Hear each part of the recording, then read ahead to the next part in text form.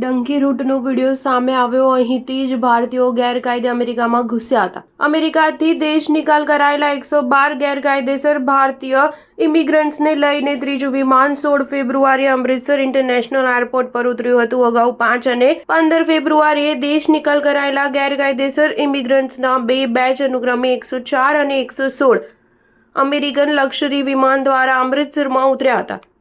આમાંના કેટલાક લોકોએ લાખો રૂપિયા ખર્ચીને એજન્ટની મદદથી ગેરકાયદેસર માર્ગે અમેરિકામાં પ્રવેશ કર્યો. ભારતીય અધિકારીઓના જણાવ્યા અનુસાર યુએસમાંથી દેશ નિકાલ કરાયેલા ગેરકાયદેસર ભારતીય ઇમિગ્રન્ટ્સમાં પંજાબ, હરિયાણા, ગુજરાત, ઉત્તર પ્રદેશ, ગોવા, મહારાષ્ટ્ર, રાજસ્થાન, હિમાચલ પ્રદેશ અને જમ્મુ કાશ્મીરના રહેવાસીઓનો સમાવેશ થાય છે.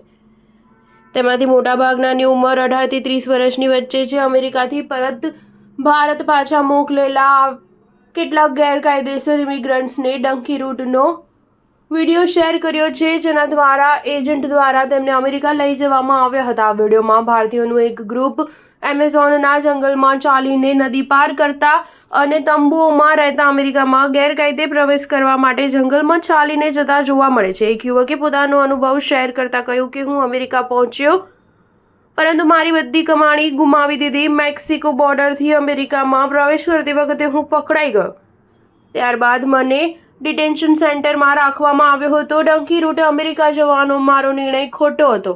આ મૃત્યુનો માર્ગ છે. યુવકે વધુમાં કહ્યું કે ડંકી રૂટે અમેરિકા પહોંચવા માટે પહેલાં ઉડાન ભરવી પડે છે, પછી વાહનો દ્વારા લાંબા અંતરની મુસાફરી કરવી પડે છે અને ઘણા દેશો પાર કરવા પડે છે.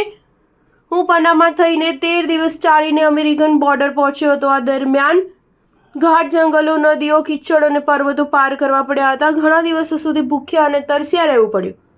રાતના અંધારામાં જંગલોમાં ચાલવું, નદીઓ અને પહાડોને પાર કરવો એવો ડરામણો અનુભવ છે જેને શબ્દોમાં વર્ણવી શકાય તેમ નથી. એજન્ટે મને અમેરિકા મોકલવા માટે મારી પાસેથી 40 લાખ રૂપિયા લીધા હતા. હવે મારી પાસે કંઈ બચ્યું નથી. હું રાજ્ય અને કેન્દ્ર સરકાર પાસે એવા એજન્ટો સામે પગલાં લેવા માંગ કરું છું, જે લોકોને અમેરિકામાં સ્થાયી થવાના સપના બતાવીને ડંકી રૂટ અપનાવે છે અને મોટી રકમની ઉચાપત કરે છે. સ્ટાર ન્યૂઝ 7 હંમેશા સચ્ચાઈની સાથે.